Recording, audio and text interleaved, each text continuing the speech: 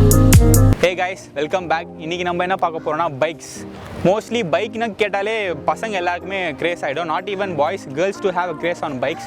So இந்த வீடியோல நம்ம என்ன பார்க்க போறோம்னா modified RX100.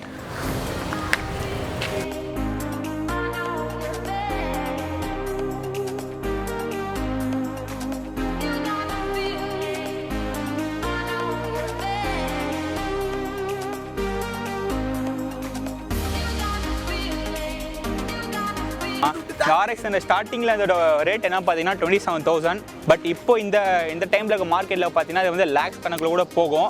அது வந்து வண்டியோட கண்டிஷன் அண்ட் மாடிஃபிகேஷன் பொறுத்து இதோட ரேட் வந்து சேஞ்ச் ஆகும். அண்ட் மோரோவர் இந்த 2 ஸ்ட்ரோக் வந்து YAMAHA RX100னாலே ஃபுல்லாக ஃபஸ்ட்டு எல்லாருக்கும் மைண்டில் வருது வந்து இதோட சவுண்டு தாங்க.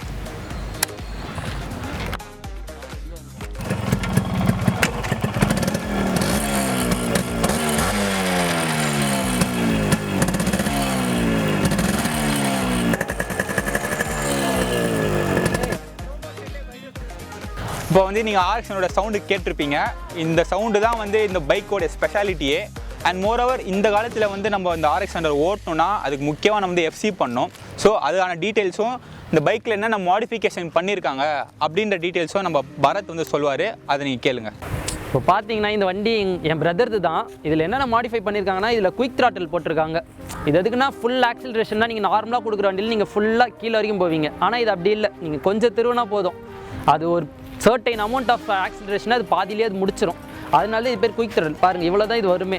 ஆனால் நார்மலில் நீங்கள் ஃபுல்லாக திருவணும், அந்தளவுக்கு வரும். அதுக்கடுத்து பார்த்தீங்கன்னா இந்த த்ராட்டில் போடுறதுனால நார்மலாக வண்டியில் ஆயில் கேன் வச்சு யூஸ் பண்ணுவாங்க. உங்களால் இந்த த்ராட்டில் போட்டால் ஆயில் கேன் யூஸ் பண்ண முடியாது. குயிக் த்ராட்டில் போட்டாலே ஆயில் கேன் யூஸ் பண்ண முடியாது தான், அது எல்லாருக்குமே தெரியும். அப்புறம் இந்த வண்டியில் அடுத்ததுன்னு பார்த்தீங்கன்னா இன்ஜின் கேஸ். இந்த கேஸ் வந்து ஃபுல்லி கிளாஸ்டு. உள்ளே இருக்க மூவ்மெண்ட் மேக்னெட்டிக் காயிலேருந்து எல்லாம் நமக்கு டிரான்ஸ்பரண்ட்டாக தெரியும். அது எனக்கு கொஞ்சம் பிடிக்குன்றதுனால நான் பண்ணேன். மோஸ்ட்லி யாரும் பண்ண மாட்டாங்க, கிளாஸ் போட்டால் மக்கிடுன்ற ஒரு நினப்பில் அவங்க பண்ண மாட்டாங்க. ஆனால் எனக்கு இது பிடிச்சிருக்கு, எங்கள் பிரதருக்கும் பிடிச்சது, நாங்கள் பண்ணிட்டோம் இது. அப்புறம் இதோட பெயிண்டிங் பார்த்தீங்கன்னா இது 7 ஷேட்ஸ்னு வாங்க. 7 ஷேட்ஸ்னால் 4 கலர்ஸ் காட்டும். அது மிக்சிங் பண்ணி அடிப்பாங்க. இது நீங்கள் ஃபேடட் மாதிரி ஒவ்வொரு ஆங்கிள்லேருந்து பார்த்தீங்கன்னா ஷேட்ஸில் ஒவ்வொரு கலர் தெரியும் நமக்கு. இது நமக்கு விராப்பும் கிடைக்கும். விராப் காஸ்ட்டு கம்மி தான், பட் அது வெயிலில் நீங்கள் வைக்க அது ஃபேட் ஆயிரும். அதே நம்ம பெயிண்ட் பண்ணோன்னா அது நமக்கு ஒரு லைஃப் வரும். மோர் தென் ஒரு 5 இயர்ஸாவது வரும் அந்த காஸ்ட்டுக்கு ஏற்ற மாதிரி. ஓகே, அதனால தான் இது பண்ணியிருக்கிறோம். அதுக்கடுத்து பார்த்தீங்கன்னா நானும் என் பிரதரும் கொஞ்சம் ஹைட்டு, அதனால் வண்டிக்கு ஹைட் ஏற்றுறதுக்காக நாங்கள் சஸ்பென்ஷன் யூஸ் பண்ணோம். இந்த சஸ்பென்ஷன் போட்டால் பேக் ஏறும். பேக் மட்டும் ஏறுச்சுன்னா ஃப்ரண்ட்டு டவுனாக இருக்க மாதிரி இருக்கும். அதுக்காக ஃப்ரண்ட்டுக்கு நாங்கள் புஷ்னு வாங்க, ஃப்ரண்ட்டு ஹைட் புஷ்னு வாங்க. அதை போட்டு ஃப்ரண்ட்டையும் சேர்த்து நாங்கள் ஹைட் ஏற்றிருக்கோம். மற்றபடி வண்டியில் மாடிஃபிகேஷன் பார்த்தீங்கன்னா ரொம்ப இருக்குது.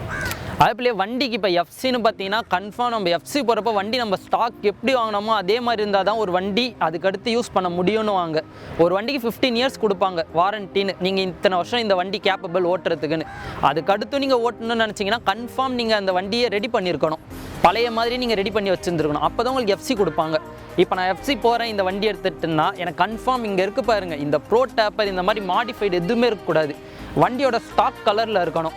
நீங்கள் வேணால் எஃப்சி கிடச்சதுக்கப்புறமா நீங்கள் ஏதோ கலர் மாற்ற போகிறீங்களா அதை பேப்பரில் சொல்லி நீங்கள் சேஞ்ச் பண்ணிக்கலாம். அந்த டைம்லேயே பண்ணால் ஒரு 2000 இல்லை 5 அதோட கேப்பபிள் பொறுத்து அவங்க பண்ணுவாங்க.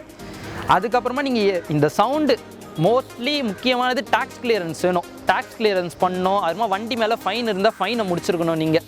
அதுமா பொல்யூஷன் டெஸ்ட் பார்ப்பாங்க. இந்த பொல்யூஷன் டெஸ்ட்டுக்கு வண்டியை முறுக்குவாங்க. அதோட ஸ்மோக்கை பொறுத்து தான் உங்களுக்கு அவங்க இதுவே கொடுப்பாங்க. அதுக்கடுத்து நீங்கள் ஏதாவது மாடிஃபை பண்ணியிருக்கீங்க, வண்டியை பரவாயில்ல நான் பார்த்துக்கிறேன்னு பண்ணிங்கன்னா கன்ஃபார்ம் கொடுக்க மாட்டாங்க. 2 டைம்ஸ் உங்களை செக் பண்ணுங்கன்ட்டாங்கன்னா 3rd டைம் நீங்கள் போகிறப்போ உங்களை ஹெவியாக செக் பண்ணுவாங்க. அது கம்பல்சரி. 3rd டைம் உங்களுக்கு தரவாக செக் பண்ணி வண்டியை எப்படி எஃப்சி தராமல் நிறுத்தலான்றது மட்டும்தான் அவங்க ஒரு யோசனையாகவே வச்சுருப்பாங்க. இப்போ நான் இது வரைக்கும் சொன்ன எஃப்சிலாம் ஒரு நார்மல் ப்ரொசீஜர் ஜென்ரலாக நான் சொன்னேன். இப்போ என் வண்டிக்கு நான் பண்ண போனப்போ என் வண்டி TN04 புளியந்தோப்பு தான். ஆனால் எனக்கு பார்த்தீங்கன்னா செங்கல்பட்டு ஆர்டிஓவில் ரெஜிஸ்டர் பண்ணிட்டார் லாஸ்ட் டைம் எஃப்சி பண்ணப்போ. அதுக்காக நான் செங்கல்பட்டு போயிட்டு டேக்ஸ் கிளியரன்ஸ் பண்ணி அங்கேருந்து பேப்பரை நான் சென்னை ஆர்டிஓக்கு மூவ் பண்ணேன். நான் எங்கள் ஆர்டிஓக்கு மூவ் பண்ணி இங்கே வந்து நான் க்ரீன் டேக்ஸ் எடுத்தேன், பொல்யூஷன் சர்டிஃபிகேட் வாங்கினேன். மற்ற எல்லா ப்ரொசீஜர்ஸும் நான் இங்கே பண்ணி கரெக்டாக எனக்கு 4 டேஸ் ஆச்சு. எனக்கு ஃபுல் இதுவும் அவங்க செக் பண்ணி முடிக்கிறதுக்கு. ஆனால் கன்ஃபார்ம் மாடிஃபைடு எதுவுமே இருக்கக்கூடாது. இந்த மாதிரி நீங்கள் எஃப்சிக்கு போகிறப்ப இந்த ப்ரோ டேப்பர் மாதிரிலாம் எதுவும் வச்சிடாதீங்க. ஏன்னா எனக்கு முன்னாடி இருந்த ஒருத்தருக்கு அவங்க சொன்னாங்க, இது என்ன மாடிஃபைடு வெஹிக்கலா, எதுக்கு இதெல்லாம் வச்சுருக்கீங்கன்னு அவங்கள கேட்டாங்க. அவர் வண்டி ஹைட் ஏற்றிருந்தார், அது மட்டும்தான். ஆனால் அவங்க கேள்வி கேட்டாங்க. உடனே நான் என் வண்டியிலேருந்து நான் எடுத்துட்டேன். அப்போ மற்றபடி பார்த்தீங்கன்னா இன்ஜின் சவுண்டு செக் பண்ணுவாங்க, எல்லாத்தையுமே செக் பண்ணுவாங்க நமக்கு தரவா. எல்லாத்தையும் நீங்கள் தான் பார்த்துக்கணும். இங்கே பரத் வந்து எஃப்சி பற்றி இந்த வண்டிக்கு எப்படி எஃப்சி பண்ணணும்னு சொல்லியிருந்தான். பட் இந்த இப்போ வந்து வண்டியை ஓட்டி பார்க்கலாம். முக்கியமாக வந்து while riding bike helmet must. So எல்லாருமே ஹெல்மெட்டை மறக்காமல் போட்டுருங்க. போட்டு தான் எல்லோரும் 2 வீலர் ட்ரை பண்ணணும்.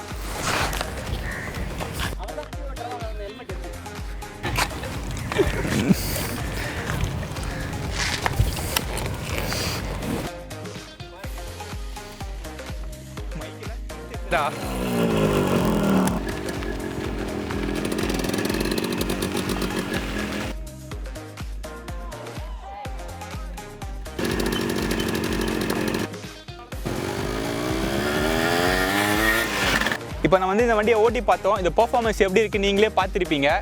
ப்ளஸ் இந்த வண்டி தான் இப்போ வரைக்கும் கிரேஸ் இதுக்கு வந்து குறையவே இல்லை. தென் பின்னாடி 2 வண்டி நிற்கிது பார்த்தீங்களா, அதான் வெர்ஷன் 2 அண்ட் வெர்ஷன் 3 R15. இதை பற்றி உங்களுக்கு டீட்டெயில்ஸ் வேணும்னா கீழே கமெண்ட் பண்ணுங்கள், அதையும் நாங்கள் பண்ணுறோம். ப்ளஸ் இந்த வீடியோ பிடிச்சிருந்தா லைக் பண்ணுங்கள், கமெண்ட் பண்ணுங்கள், ஷேர் பண்ணுங்கள். பாய்.